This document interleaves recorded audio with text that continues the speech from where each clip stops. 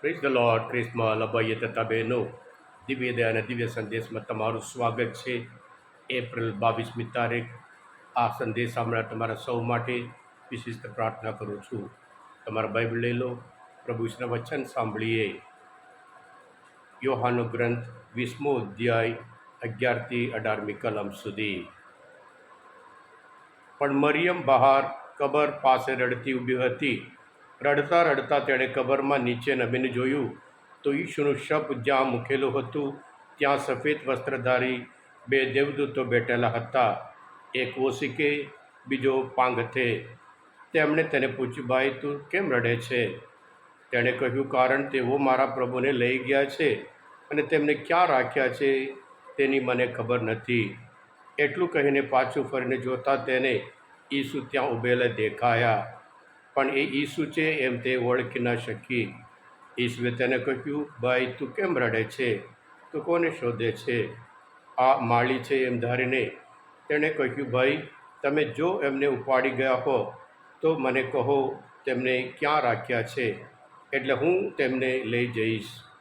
ઈસુએ તેને કહ્યું, મરિયમ. એટલે તે તેમના તરફ ફરીને હિબ્રુમાં બોલી ઉઠી, રબુની, અર્થાત ગુરુજી. ઈસુએ તેને કહ્યું, મને વળગીશ નહીં, હજુ હું પિતા પાસે ઉપર ચાલ્યો ગયો નથી, પણ મારા ભાઈઓને જઈને કહેજે, હું મારા પિતા અને તમારા પિતા, મારા ઈશ્વર અને તમારા ઈશ્વર પાસે ઉપર જઈ રહ્યો છું. મગદલાની મરિયમ આવીને શિષ્યોને જાણ કરી કે મને પ્રભુના દર્શન થયા છે અને તેમણે મને આમ આમ કહેલું છે. આ પ્રભુની વાણી છે, તે આપણો આધાર છે. ખ્રિસ્તમાલા ભાઈએ તબેનું, પ્રભુ ઈસુ ખરેખર સજીવન થયા, પુનરુત્થાન પામ્યા. હાલેલુયા. આ દિવસોમાં આપણે ખાસ કરીને સજીવન થયેલા એ પ્રભુ ઈસુ અલગ અલગ વ્યક્તિઓને અલગ અલગ રીતે દર્શન આપી એમને પૂરી ખાતરી કરાવે છે કે જીવતા એ પ્રભુ, જાગતા પ્રભુ છે, સજીવન થયેલા પુનરુત્થાન પામેલા પ્રભુ છે. આજના શુભ સંદેશમાં મગદલાના મરિયમ માટે પ્રભુ દર્શન આપે છે. આ મરિયમ નામ બાઇબલમાં 12 વખત આવે છે. આ મરિયમ પ્રભુ પર એટલો બધો પ્રેમ રાખતી હતી કે જ્યારે પ્રભુ ઈસુને વધસ્તંભ ઉપર મારી નાખ્યા ત્યાં હાજર હતી, અને દફનાવ્યા ત્યાં હાજર હતી, અને છેલ્લે પ્રભુ મરી ગયા છે એમ કરીને ત્યાં કબર આગળને આજના શુભ સંદેશમાં આપણે જોઈએ છીએ. હા ક્રિસ્માલા ભયતા બહેનો, પ્રભુ ઉપરના જે પ્રેમના લીધે, વિશ્વાસના લીધે હિંમતપૂર્વક, નિડરતાપૂર્વક આ સ્ત્રી પ્રભુને શોધવા નીકળ્યા છે. યોહાનના ગ્રંથમાં ખાસ કરીને આપણે જોવાનું છે જે વ્યક્તિઓ પ્રભુ ઈસુને કેવી રીતે ધીરે ધીરે ઓળખે છે, પ્રભુ તરીકે ઓળખે છે, એ આપણને જોવા મળે છે. યોહાનના ગ્રંથમાં 3 અધ્યાયમાં નિકોદેમોસ પ્રભુ પાસે આવે છે અને વાત કરતાં કરતાં ધીરે ધીરે ઓળખે છે, આ જ મસીહા છે, આ તારણહાર છે.